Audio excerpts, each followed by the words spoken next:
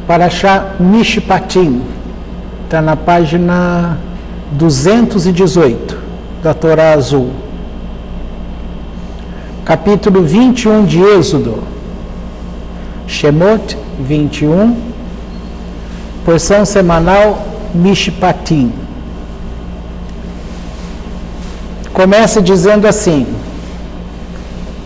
estas são as leis que porás diante deles.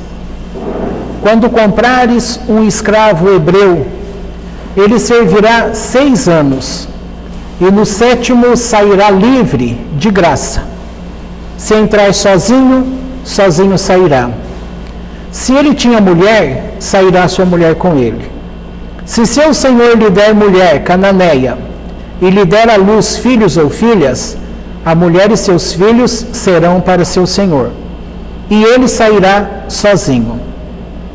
E se disser o escravo: eu amei a meu senhor, a minha mulher e a meus filhos, não sairei livre.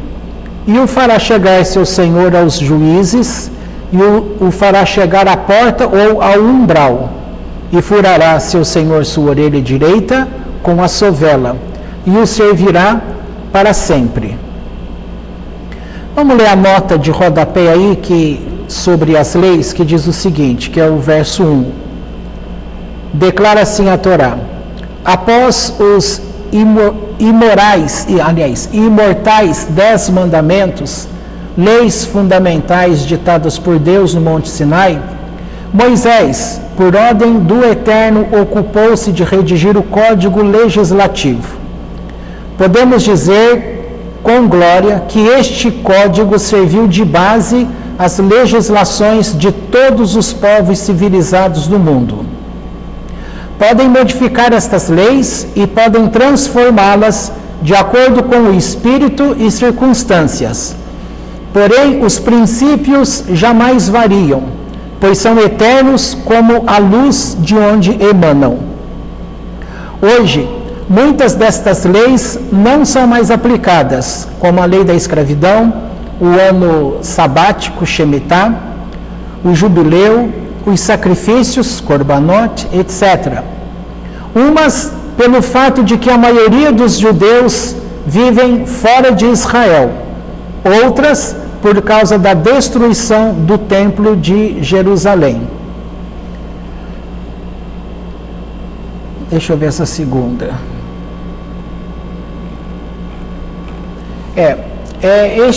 Esta paraxá, ela vai entrar em diversos tópicos destas leis. Por isso que eu li aqui, é para deixar claro que o mundo todo, ele tem o seu código de leis, tá? Uma das 7 leis de Benei Noach é justamente você desenvolver justiça, as leis. E os países, cada um a seu modo, sempre vai ter a sua legislação e, como foi dito aqui, vai estar sempre dentro desses meandros da lei de Torá. Às vezes, não precisa nem estar escrito em papel. Você vai encontrar em comunidades que tem um código de lei, mas não tem nada escrito em papel. A pessoa que vai crescendo ali, ela já vai desenvolvendo esse código internamente, tá?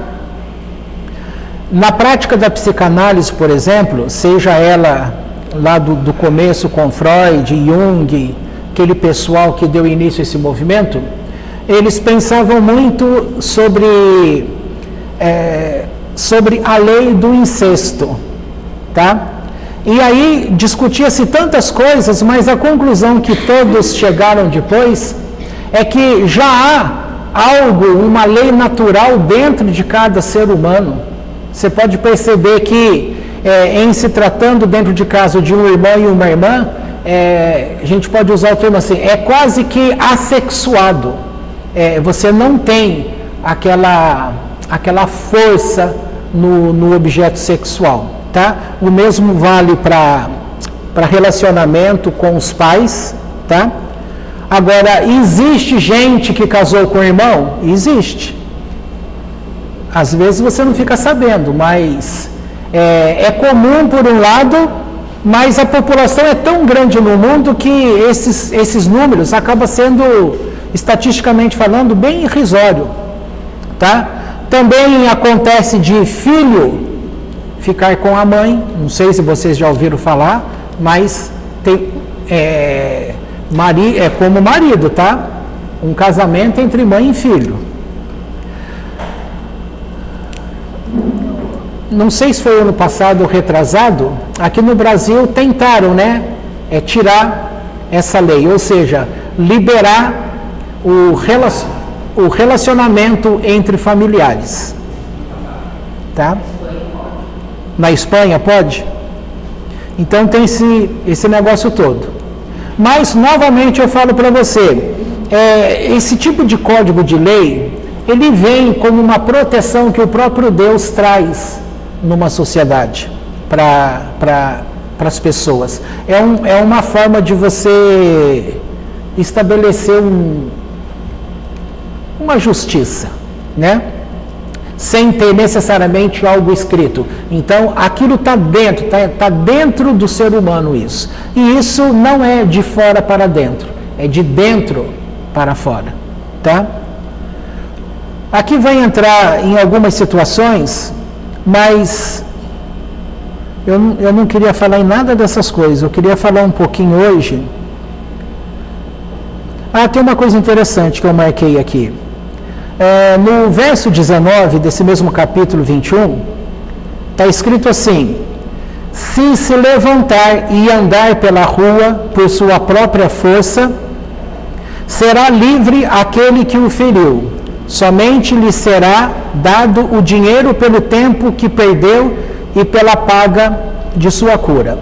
Aqui está dizendo quando uma pessoa machuca alguém e por esse ferimento ela é impedida de trabalhar, ter o seu ganho.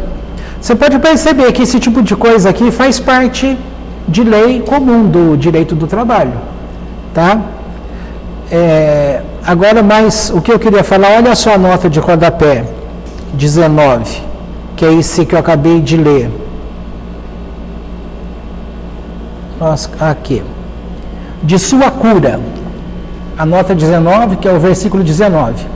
É da expressão em hebraico rapó e arapé deste versículo que o Talmud Baba Kama 85b deduz que a Torá concedeu aos médicos autorização para curar os enfermos de todas as doenças, mesmo aquelas enviadas dos céus. Eu sempre falava para vocês de um termo da Torá, de uma deliberação da parte de Deus para que os homens pudessem curar.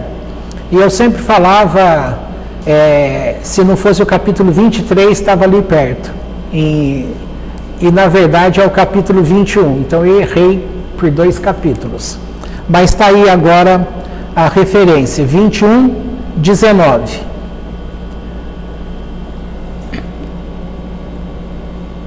Aqui também, nessa paraxá, vai entrar a famosa lei de Talião, o famoso olho por olho, dente por dente.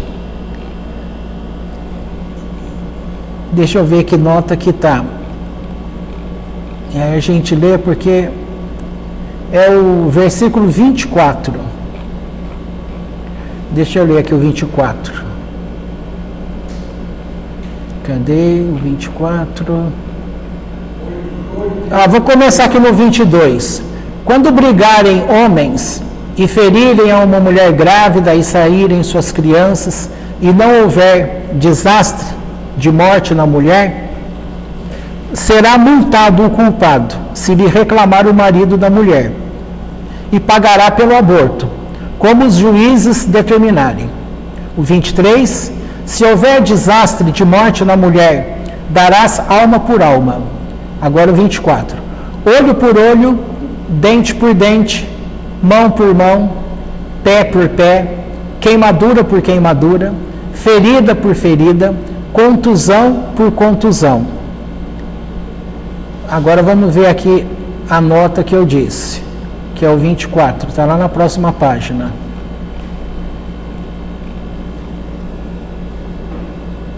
Eu passei. 21. Está aqui embaixo, na página 221. Olho por olho. Segundo o Talmud, na verdade o legislador não quis dizer olho por olho.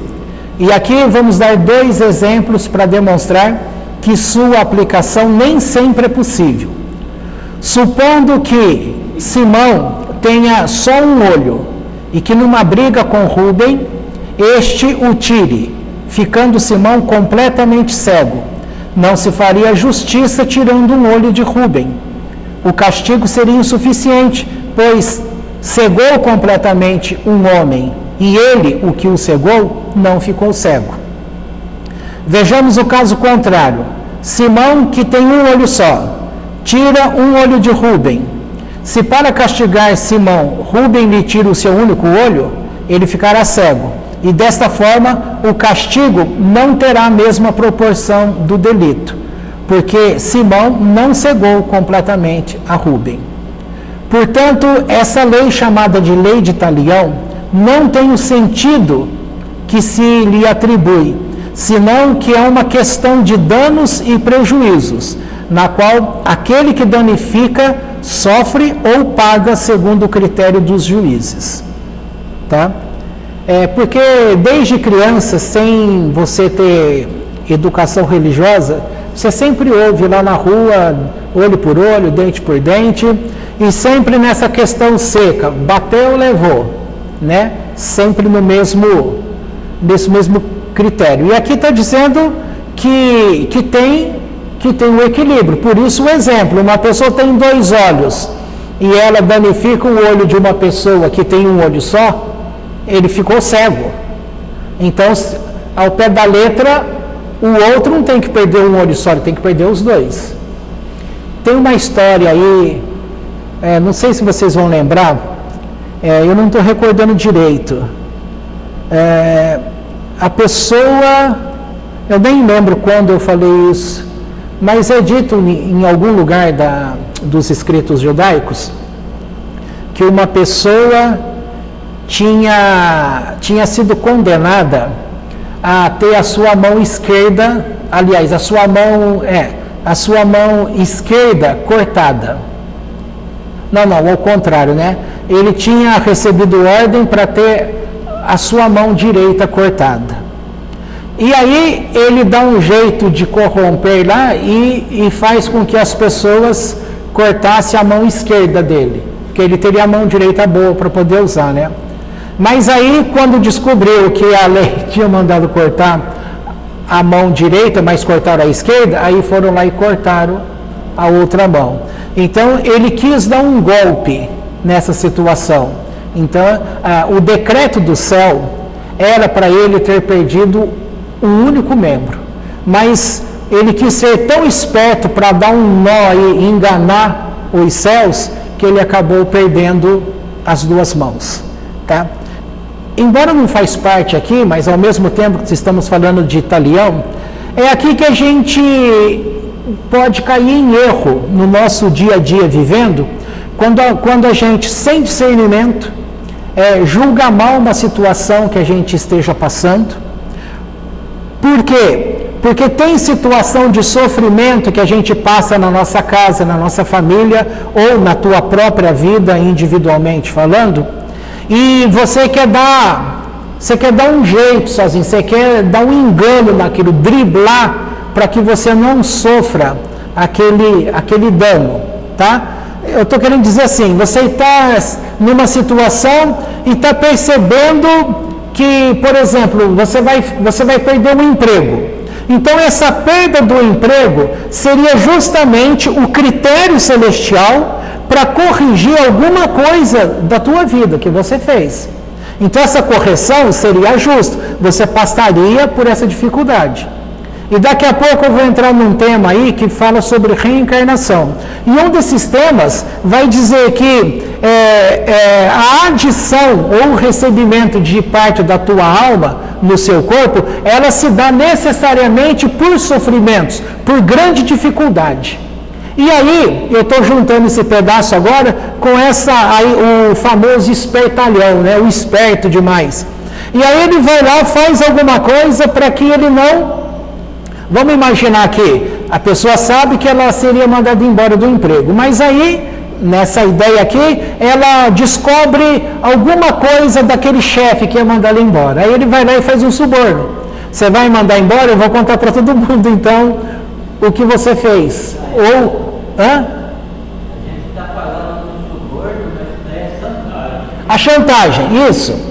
Faz a chantagem. Aí o cara, tá o chamado rabo preso, né? Ele deve, e aí ele não manda aquele embora e manda um outro. Então, esse que não foi mandado embora está semelhante daquele caso que eu disse que tinha a sentença de cortar um membro dele. Mas como ele fez a chantagem lá no caso era suborno que ele pagou em dinheiro. E aí cortaram a outra mão, aí quando descobriu, teve que cortar a mão certo. Então, quer dizer, o dano duplicou, né? Porque era para perder um membro, ele acabou perdendo os dois. E aqui no caso eu estou querendo dizer que a vida da gente, ela é altos e baixos. E a gente precisa compreender, e talvez aqui se explique, o porquê aquelas pessoas que diante dos olhos dos religiosos, aqueles que praticam uma religião, seja a que for, tá? Ele olha para uma situação de uma pessoa, a grande maioria crava o seguinte: fulano de tal teve um diagnóstico de uma doença grave, ou seja, pode morrer com aquela enfermidade grave, mas também pode ser curado, concorda? Muitas pessoas não foram curadas de câncer? Foram, mas muitas pessoas não morrem de câncer? Morrem, tá? Então a gente não sabe qual é o ensino aqui. E quando a pessoa do lado de cá, estou chamando religioso, tá? Seja ele evangélico, seja ele católico, espírita, judeu, judaísmo, qualquer que for, eles podem olhar pessoas, tá? Não que a doutrina deles digam isso. Ele pode olhar para a pessoa e no social se convencionou dizer o seguinte: fulano não quer nada com Deus, nem fala que Deus existe, mas na hora que o negócio aperta, ele vai buscar ajuda em quem? Em Deus. Pessoas que criticam a religião, igrejas, mas na hora que acontece uma coisa muito ruim para ele vai pedir oração, não importa quem seja, tá? Tem evangélicos que quando tiveram... Eu conheci uma pessoa, não vou citar nome de nada, mas essa pessoa tinha uma dor muito forte numa parte do corpo. Não vou nem falar qual é a parte, vai que algum de vocês vai identificar aí. Então, essa dor no corpo, ele pediu oração em grupo da igreja cristã que ele frequentava, evangélica, e eu orava a Deus e fazia isso, fazia aquilo e nada. Um dia... a dor estava tão forte, veja só, o evangélico, ele é contra ir na igreja católica, não é? Por tradição, não é assim que funciona? Embora o evangélico saiu de dentro da igreja católica, tá? Mas eles declaram que a igreja católica tem as imagens, e as imagens são consideradas na igreja evangélica como idolatria, tá? Só para contextualizar aí isso que eu estou falando. Aí... ele está vindo aqui para esse lado do bairro aqui, você sabe que tem aquela igreja grandona ali, famosa, né?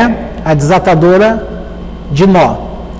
Ele vai lá e entra lá dentro, mesmo sendo evangélico, mesmo já tendo pedido para Deus curar para isso e aquilo. Ele vai lá dentro, chega, eu não conheço lá dentro, tá? Então eu não sei quando ele entrou, qual foi o local que ele foi. Ele chegou perto de uma imagem lá e falou: não aguento de dor, e citou em tal lugar, eu preciso de alívio. Ele saiu dali sem dor nenhuma, e no dia que ele estava conversando comigo, até aquele momento não tinha dor nenhuma. E na cabeça dele entrou uma dúvida: se eu estava na igreja evangélica e pedi cura, e pedi cura, e pedi cura, e não curou, mas eu fui em tal lugar e curou. Tá? Complica os negócios aí.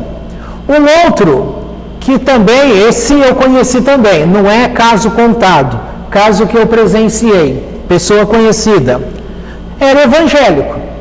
Aí passou por um problema e ganhou lá um diagnóstico de uma doença também que leva à morte, orou na igreja, isso e aquilo, mas quando ele soube que num determinado centro espírita fazia a cura daquilo, o que ele fez? Foi para o centro espírita. Tá? Já vi caso de pastores que também, na hora H, ele vira as costas para a igreja dele e também foi para um centro espírita para poder ser curado. O que eu estou querendo dizer com isso? Que na hora de uma dificuldade, parece que aquilo cega. Você perde o discernimento, você perde a confiança naquilo que foi o teu código de vida. Se você é evangélico, você deveria buscar dentro do evangélico. Se é católico, busca dentro do católico. Se é espírita, busca dentro do espírita. Se é do judaísmo, busca dentro do judaísmo. Mas essa não é a verdade na prática. A grande maioria, tudo bem. Mas tem pessoas que, para livrar o seu problema, ela trai o lugar onde ela aprendeu, onde ela esteja. E ela vai aonde ofereça para ela a solução. Tá? Eu tive uma das aulas nossa, que foi a Ler Lerá, ela foi tirada do ar, provavelmente porque eu falei da política, tá? Então agora não posso falar determinadas coisas, senão vai lá e corta o nosso vídeo. Mas o político que você conhece, tanto na Câmara dos Deputados quanto no Senado, o que eles são julgados pela sociedade? Que eles são traidores. Por que são traidores? Porque eles são comprados com dinheiro, tá? É sabido aí pelos noticiários de jornais de que as emendas parlamentares, elas serviram para comprar o voto do Congresso Nacional para passar a pauta do governo, tá? E agora o que está acontecendo? Está acontecendo que o governo não pagou essas cotas. E agora que começou de novo o período aí de Congresso Nacional, né, os trabalhos, eles estão ameaçando a votar tudo errado de novo, para poder punir o governo. Então, o que isso tem a ver com o que a gente está falando? Novamente com o ser humano. Ele não está vendo o bem, mas ele está vendo aquilo que é benefício para ele. Tá?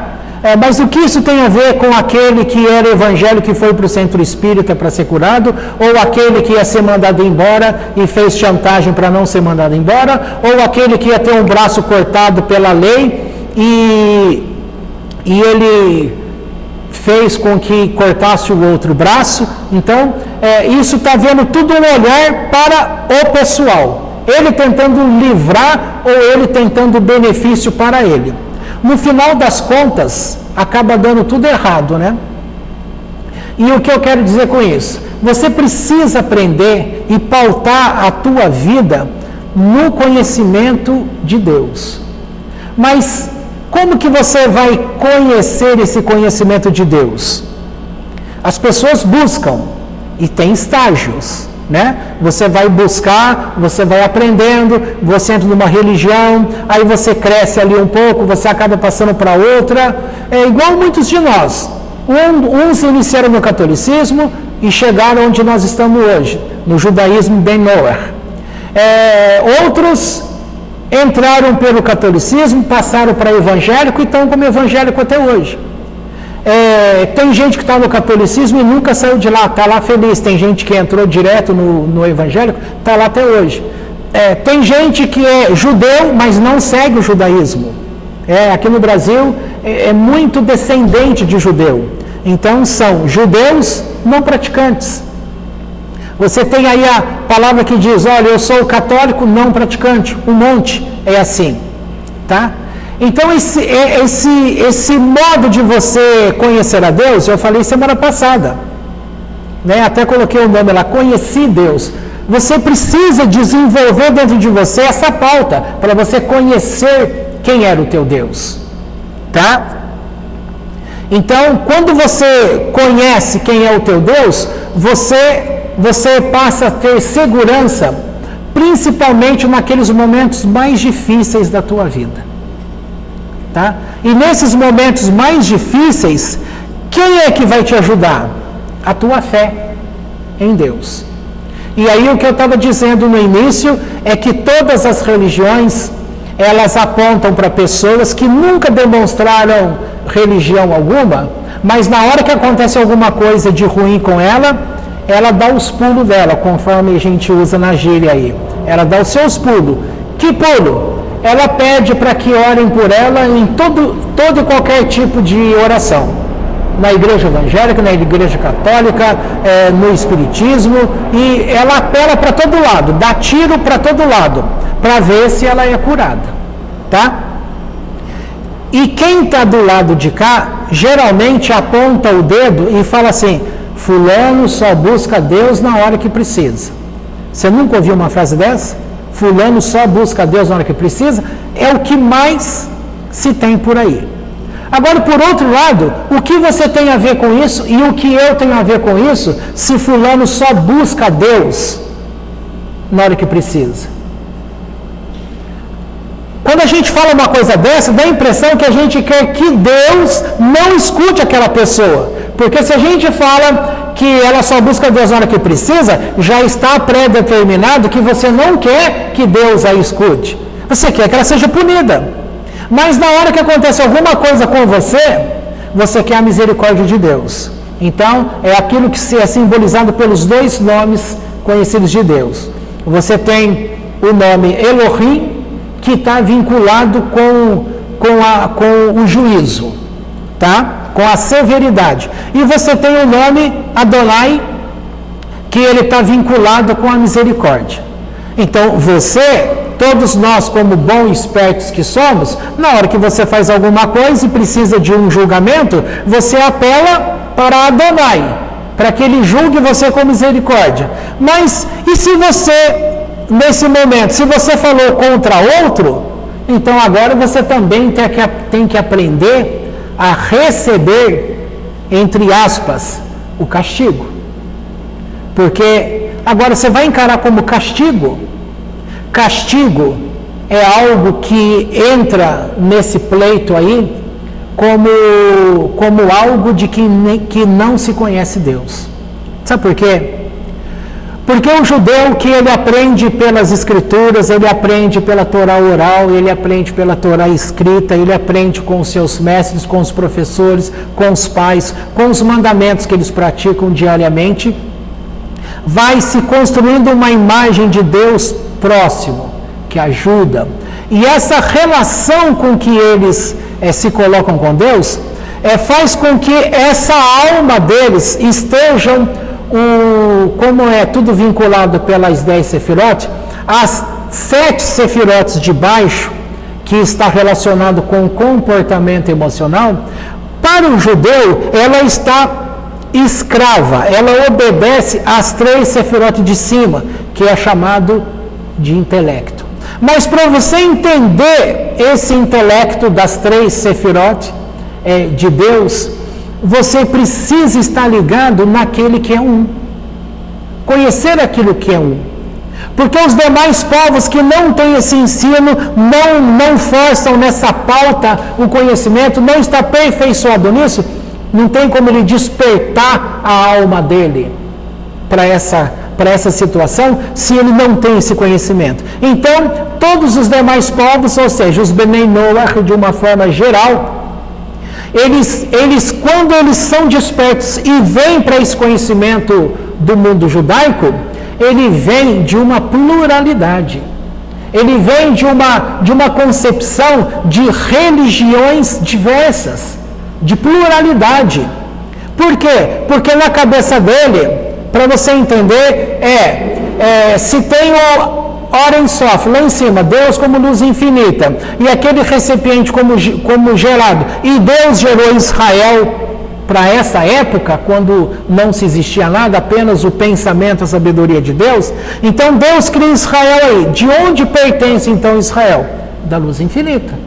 Então eles já vão tendo o apego como Adonai Echad, Deus é um. Agora, na religiosidade, depois que isso vem para baixo, e aí passa a ter criador e criatura. E se você cria algo, você é criador, a criatura já passou a ficar em plano relativo. Então, não tem mais aquela questão absoluta. Tudo ficou no plano do finito. E antes estava tudo dentro do infinito. Tá? Agora, nesse sentido, tudo como sendo finito, aqui você vai entender todas as coisas como pluralidade. E aí, o máximo que uma pessoa vem para conhecer em Deus, ele luta bastante para poder. Por isso que na semana passada eu fui afirmando para você que Deus está em todos os lugares. Porque Ele não ficou só na sua infinitude. Ele desceu junto. Ele para acompanhar, Ele reduziu a si mesmo para poder ser conhecido. E aí você vai tendo a paciência com as coisas. Aí você vai entender. Aquela doença pode ser um julgamento com aquela pessoa? Pode. Mas pode ser um momento que aquela pessoa busque a bondade de Deus? Sim. E não é porque ela que fez tudo errado até X anos de vida, se ela conseguiu chegar em Deus, isso é uma coisa a ser valorizada e não uma coisa para ser depreciada.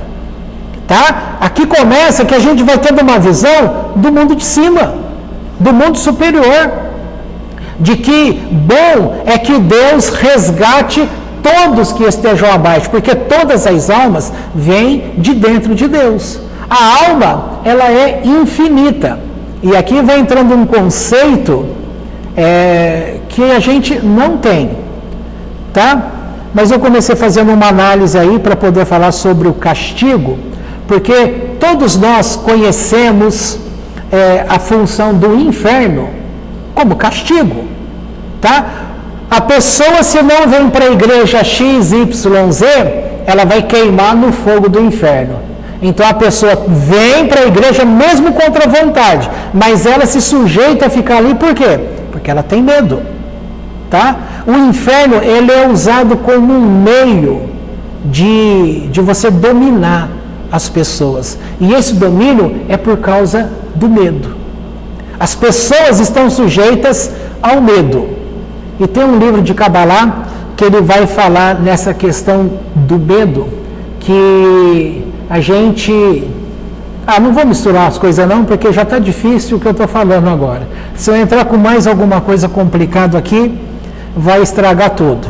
Então, vamos parar aqui. Não parar, vamos parar esse assunto só. Aí eu queria falar, nesse sentido, se é o castigo nesse sentido, a gente chega até essa questão do inferno. O inferno acaba sendo um controle. Sem você perceber, você vai deixando que dentro de você continue existente uma imagem de Deus como culpado. Você não admite que Deus é culpado, mas você vive a tua vida com a imagem contrária àquilo que você fala de Deus.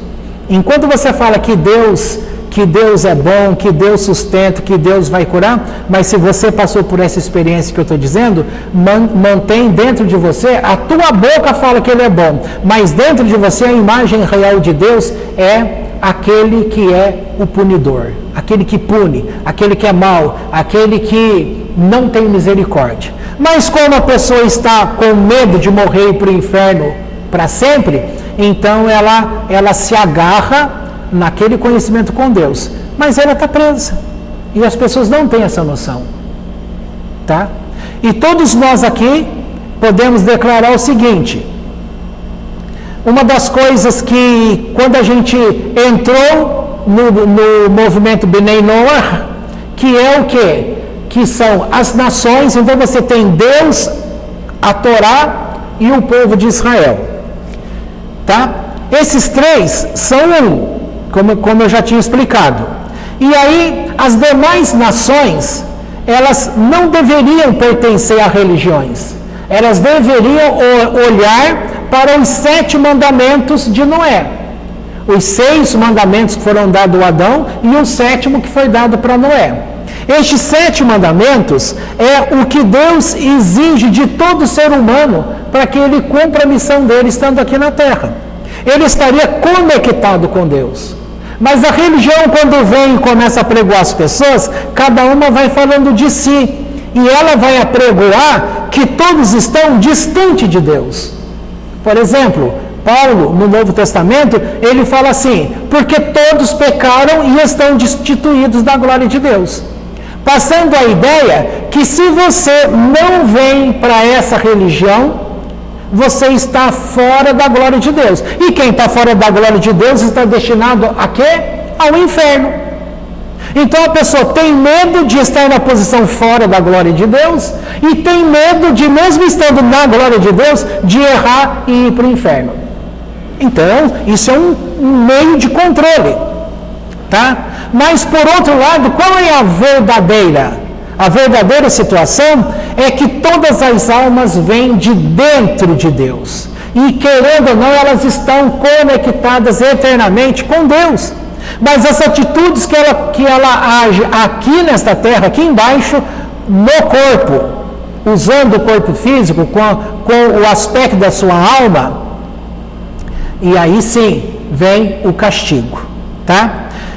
Mas você vai ver lá no texto que vai dizer assim, o filho que o pai ama o filho. E como o pai ama o filho, ele vai corrigir o filho.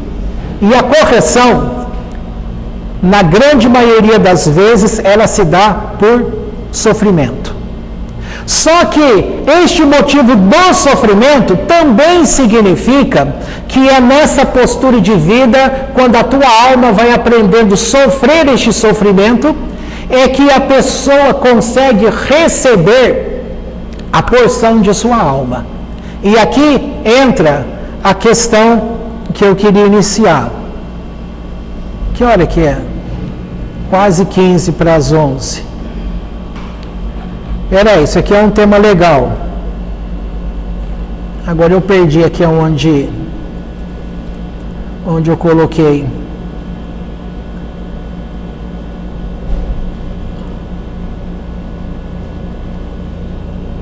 Deixa eu ver. Aqui usa-se o lugar, quando fala sobre o casamento. Tá? Quando casa uma segunda vez, é dito que você não pode diminuir os direitos da primeira, tá? O texto escrito está falando isso. Então você tem um homem que ele tem uma mulher, então ele é o provedor desta mulher. Aí se ele se encanta com uma outra mulher, ele quer ficar também com essa outra, então a lei aqui está dizendo que essa que é a primeira, tá? O suprimento dela não pode diminuir, mesmo ele tendo uma segunda. Se ele quer ter a segunda, ele vai sustentar a segunda, mas ele não pode tirar da primeira. Na prática, aqui a gente vê que os homens que têm uma, duas, três mulheres, não ao mesmo tempo, tá? Porque depois essa própria lei ela deixa de existir no meio do povo. Mas para aquela época o homem podia ter várias mulheres. Por outro lado, também é dito que em Provérbios, que o marido, quando ele acrescenta a mulher no relacionamento dele, ele já tem a dele. Quando ele acrescenta mais uma ou mais outras, ali usa-se o termo que ele está desfazendo da fazenda dele. Você pode ver que tem homem aí que ele trabalha para pagar pensão, que ele tem filho com um monte de mulher, entendeu? Daqui a pouco ele trabalha, 30% é dele, os outros é tudo para pagar pensão, tá? E olha que eu estou falando só da fazenda, aquilo que é dele, porque ali está dizendo que o homem que age assim, ele está perdendo a sua fazenda, ou seja, ele está perdendo a sua condição financeira, porque ele vai ter que sustentar todas essas casas, entendeu? Mas a Cabalá, ela vai pegar neste assunto para poder ensinar para a gente a questão da reencarnação, tá? E Quem sabe me dizer o que é reencarnação? Não a judaica, a reencarnação que a gente conheceu. O que é a reencarnação do Allan Kardec?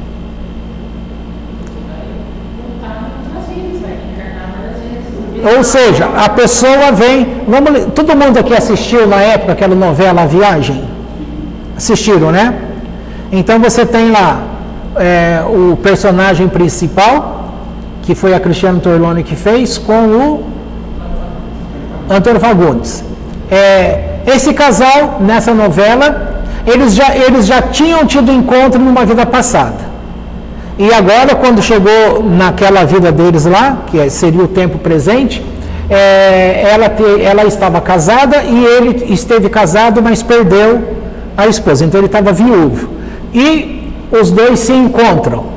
Ela ainda casada e ele já viúvo. Até que ela se separa lá e os dois estão juntos e aí vão descobrindo, se eu não estou errado aí, na hora que ele fica doente, faz uma meditação lá e acaba descobrindo que os dois sempre estão vindo a este mundo, estão sempre se reencontrando e casando de novo. Grosso modo, a história da novela é essa. Por outro lado, a novela também mostra o irmão dessa moça, Diná, que ele é mau e vai para o tal do inferno do jeito que a gente conhece. Mas a novela mostra que ele, no final, consegue ser resgatado do inferno. Grosso modo é isso, tá? E mostra bem a doutrina espírita nessa novela, tá? Então, o que é que o Brasil e o mundo conhecem sobre reencarnação? Como sendo aquela descrita pelo Espiritismo, tá? Então, nesse tipo de escola, de coisas, você tem uma noção que 100% daquilo que você é difícil explicar isso, né? Porque, veja só, se você parar agora e pensar assim, quem é você? Você vai lá, eu sou o Marcos, o outro vai lá, eu sou o Samuel, eu sou o Daniel, eu sou o João. Se teve uma outra vida, ele recebeu um outro nome, provavelmente, tá? Mas ele sabe o que ele foi naquela outra vida? Não sabe, tá? E mesmo que ele soubesse, a noção que se passa é que, vamos supor, o João de uma vida passada com o José dessa vida presente, sendo a mesma pessoa, é entendido que essa personalidade que você conhece de você é aquilo em todas as vidas. Certo? Tá dando para entender? A Andy tem mais facilidade de falar as coisas. Quando às vezes eu estou falando uma coisa difícil, não sei se vocês lembram, eu demorava meia hora para explicar uma coisa, aí o Giovanni levantava a mão e uma frase ele fazia todo mundo entender o que eu demorei lá. Uma vez eu falei lá sobre Jesus, sacrifício, né? Demorei quase meia hora para falar. E o Rabino Ventura, numa aula dele lá, em 5 minutos, ele deixou claro o assunto que eu demorei meia hora para falar. Então, às vezes eu quero explicar tanto para deixar... Você sabe que no ensino é assim. Quando você consegue pegar de primeira um assunto, é muito melhor, porque você pegou a coisa mais cheia. E se a gente, o professor, precisa ficar tirando camada, para aquele mais simples entender, então quem pega aquela parte final, ela está com um pequeno pedaço. Então, quanto mais você pegar de cara o negócio, é melhor, que você vai pegar algo muito mais completo.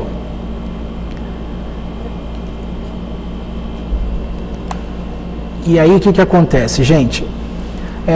Nessa ideia, você pega, eu falei, João e José, acha que ele é o mesmo. Eu tive uma vida lá atrás, tá? Então lá era o João, agora aqui eu sou o José. A gente passa a ideia de que é esta mesma pessoa, tá? Agora, veja só, essa doutrina, ela nasce aí em torno do ano 1700 para frente. Tem um filme do Allan Kardec, a idade dele é lá naquela época que ele vive, dos anos 1700. Então você tem aí de 1700 para 2024, como um ensino nesse sentido. A Torá, ela vai falar de reencarnação, ela já começa falando já de Adão. Entendeu? E se for pegar o pé da letra e acatar os anos que o judaísmo coloca, então nós estamos no ano 5.784. Então, enquanto uma doutrina é anunciada de 1700 a 2024, nós estamos falando de uma doutrina que fala 5.784, alguma coisa, tá? E aqui, como que entra esse assunto? Grosso modo falando, eu usei uma imagem tempos atrás para dizer assim, ó, o teu corpo, imagina o teu corpo cheio de bolinha de gude, tudo cheio de bolinha de gude. Se você pega uma bolinha de gude dessa de dentro do seu corpo e vai para uma outra pessoa, isso é reencarnação. Tá? Agora, você vai falar, essa bolinha de gude, ela é toda aquela pessoa? Não. É uma porçãozinha daquela pessoa. Então, aqui já faz toda a diferença. Já quebra aquele negócio que o Espiritismo fala, que a reencarnação, você pega o todo. Não é o todo. Sabe por quê? Porque nem a tua alma existente aqui nesse mundo, ela não é toda. E aí a pergunta é, o que é que reencarna? Quem quiser aprender sobre esse assunto, tem 2 livros. Um livro é do Arizal, o Yitzhak Luria, que traduzido em português ele chama o Portão das Reencarnações, do Joseph Salton, tá?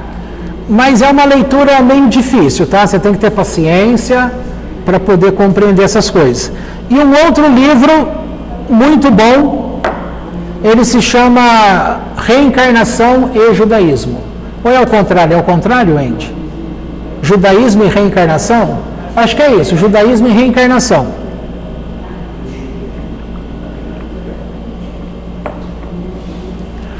É esse que vai te dar mais essa versão que eu estou colocando agora, que vai mostrar, que a pergunta é assim, quem é que reencarna?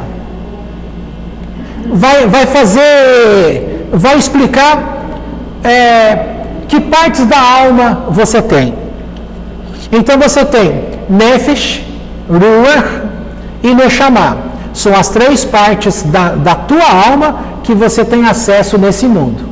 Hayah e Yehidah, você não tem acesso a esse mundo. É tua alma também, mas ela está no mundo superior.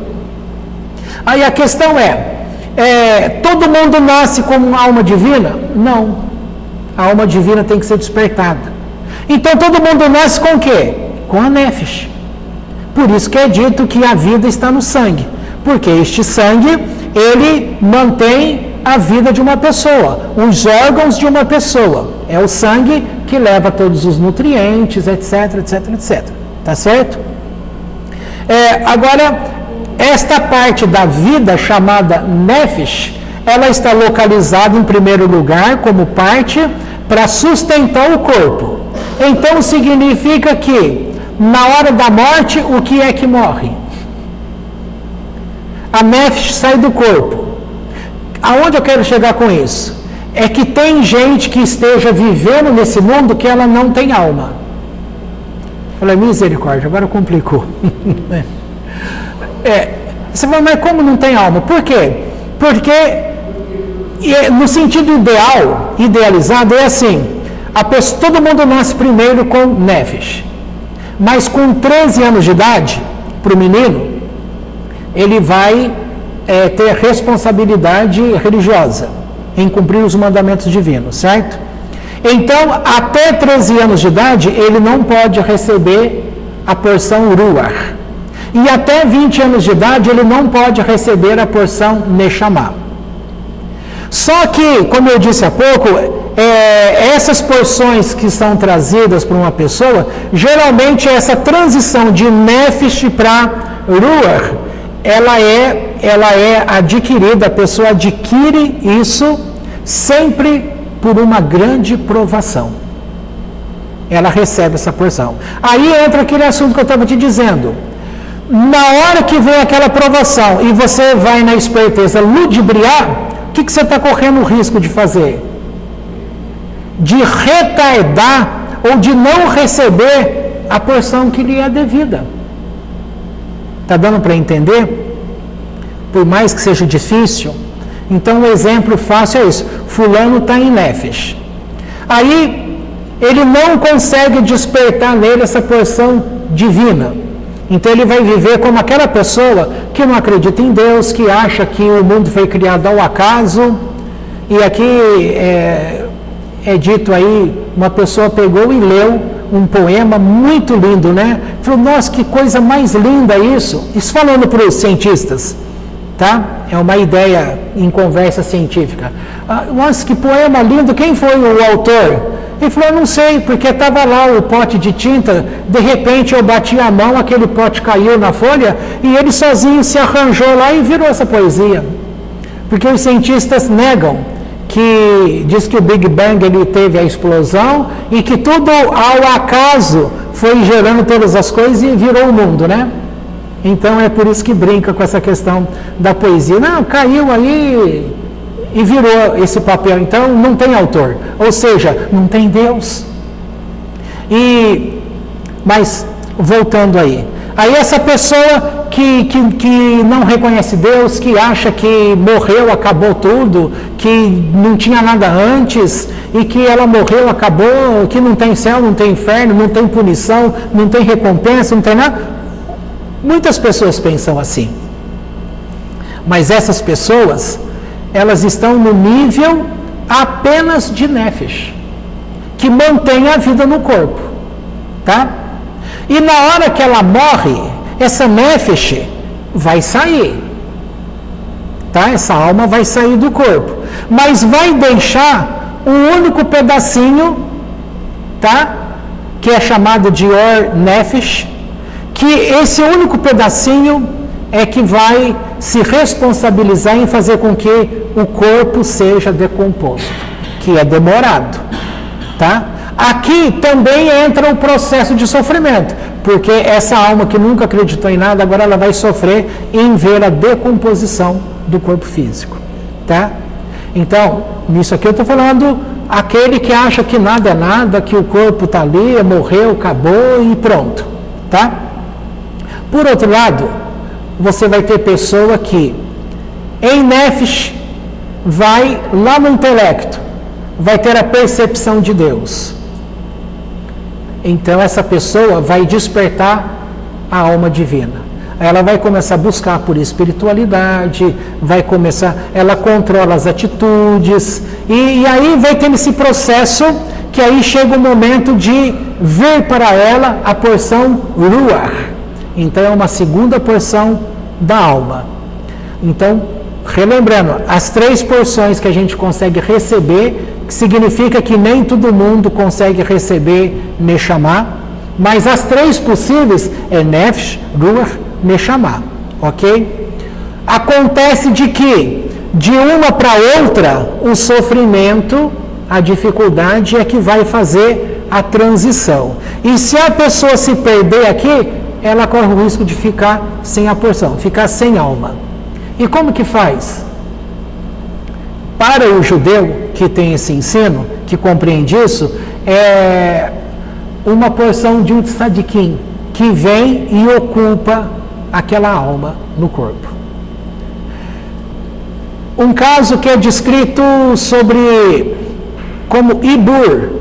E o que é o Ibur? O Ibur também é uma questão de que um pedacinho de alguém esteja morando em você, tá? E aqui vai ampliar depois, dizendo que a alma também, ela pode ser reencarnada depois em vegetal, em animal, e em pedras, na água, mas tem todo critério, tá? Não é nisso que eu vou entrar agora, que isso aqui é meio complicado. Até isso que eu estou falando já é meio complicado. Aonde eu quero chegar? Eu quero chegar que quando você passa a ter alguns problemas que a gente passa na vida, pode estar relacionado com uma vida passada, tá? Mas isso o Espiritismo também fala. Naquela reencarnação que eles declaram, aponta para uma vida passada, tá? Ok. Se você ler esse livro que eu estou falando, ele vai fazer várias perguntas para querer saber, por exemplo, que parte da alma encarna e que parte não encarna. Ou seja, que parte vem para a reencarnação e que parte não vem. Grosso modo falando, há uma porção na alma de uma pessoa que a gente vai chamar assim, vamos chamar isso aí de porção original. Ou seja, é aquela primeira porção, é aquela alma real. Então você tem que pensar assim, ó. Quando você... o povo não brinca, quem veio primeiro, o ovo ou a galinha? Quem veio primeiro, o ovo ou a galinha? Qual foi a criação de Deus? O ovo ou a galinha? O que Deus fez primeiro? O fruto da árvore ou a árvore? Ele fez a árvore e depois ele deu a ordem para que, através de sementes, ela reproduzisse aquele fruto, tá? Então você vai pensar, então Deus fez a árvore primeiro e depois as demais árvores, a semente vai estar, para produzir, vai estar na própria árvore, ok? Tá, então vamos pensar assim, a primeira alma que ele fez, essa alma chamada original, então tudo vem de Adão, tá? Adão é chamado de alma original, tudo vem dele. Aí você, por exemplo, você vem de Deus, ok? Com uma alma. Que porção de alma? Se você hoje está aqui nessa vida, será que quantas partes daquela origem você traz com você hoje? Então é aqui que vai pensar essas coisas. Então se explica assim. Há uma parte da alma que é chamada a alma verdadeira. Significa o quê? Significa que aquela pessoa que veio e ela estando aqui na vida, ela viveu muito um lado assim bondoso. A pessoa desempenhou e se tornou uma pessoa bondosa. Então significa que nesse tempo de alma dela, ela se especializou de modo específico como bondade. E ela vai se conhecer como esse eu principal dela como bondade.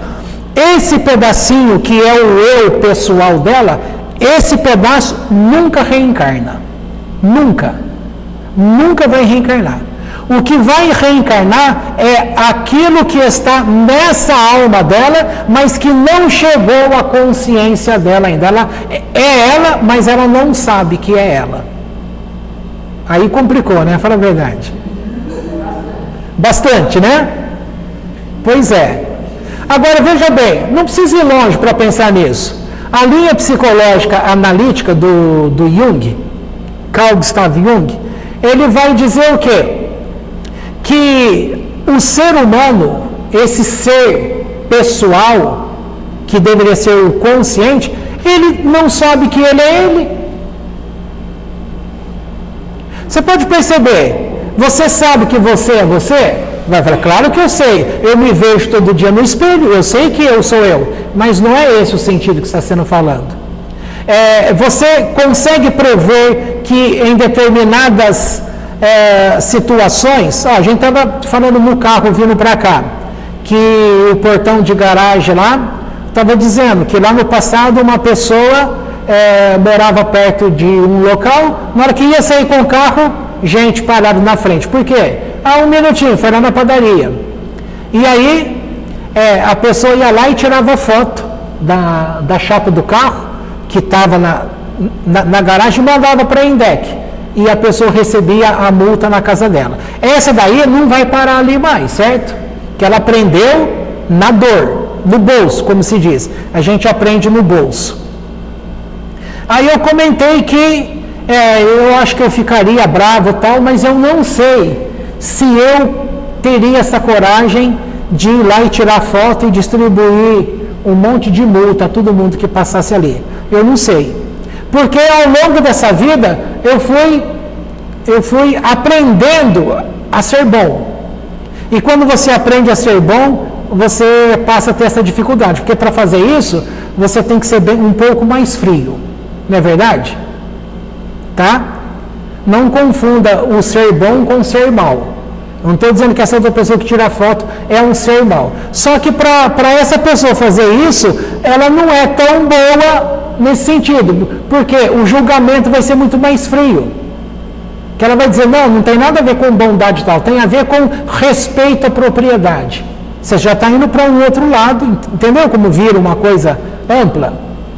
Tá? Então, o Jung ele vai dizer para a gente que há um lado no ser da pessoa que governa a pessoa, é ela, mas ela não sabe. Por exemplo, o inconsciente sabe tudo sobre você, ele que domina você. Mas as pessoas não aceitam que elas são dominadas pelo inconsciente. As pessoas não imaginam que muitas artes que você apronta na tua vida, escolhas erradas, quem está fazendo isso é o inconsciente. Porque você não está conseguindo incorporar os assuntos do inconsciente no consciente. Entendeu? Fica complicado? Fica.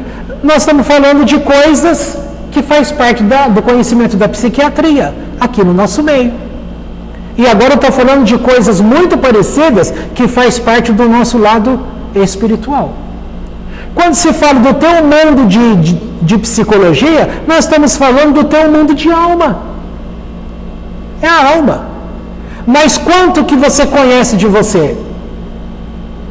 Quanto que você pode falar que numa determinada situação você faria isso ou aquilo? Tá? Você poderia acertar, como poderia errar. Então aqui está dizendo que aquela parte que realmente durante a vida de uma pessoa ela conseguiu viver plenamente aquilo, então aquilo é o ser dela, é ela. Esse pedacinho dessa alma dele que ele desenvolveu e aprendeu a conhecer bem, veio para a consciência totalmente bem, isso não reencarna nunca. Agora, aquelas demais áreas que faz parte dele, que é ele, é da alma dele, mas que ele não teve contato, ele nem sabe que é ele, são essas porções que reencarnam. Tá? Tá, mas é difícil, eu sei. Tá? Mas vamos para frente. Isso tudo para trazer luz, que tem determinadas situações que você tem de aprender a pensar, porque como nós somos desse tipo de ensino agora, mas até chegar aqui a esse tempo, você passou por muitos ensinos. Se você não foi na religião XYZ, você ouviu, você viu novela, você viu filme, você viu contos de família. Então, querendo ou não, todos nós temos esse conhecimento de alguma forma, uns mais, outros menos. Então, estou trazendo isso porque, por exemplo, para a igreja evangélica, essa porta é fechada. Eles vão usar um termo do capítulo de Hebreus que vai falar assim: e ao homem foi destinado viver apenas uma única vez, vindo em seguida o julgamento. O judaísmo já não pensa assim. Ele já traz e já informa desde lá do começo. Tá? Dizendo que, dando exemplo de várias situações de reencarnação. Semana passada a gente comentou que Abel, ele foi em Moisés, tá? E Caim foi para Jetro. Por quê? Porque Caim tira a mulher do Abel.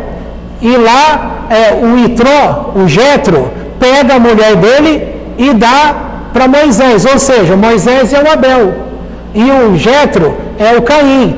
Numa primeira existência, o Caim tirou a mulher de Abel, agora como Jetro, ele devolve, ele dá a mulher que ele tinha tirado. Então, acertou as contas. Tá?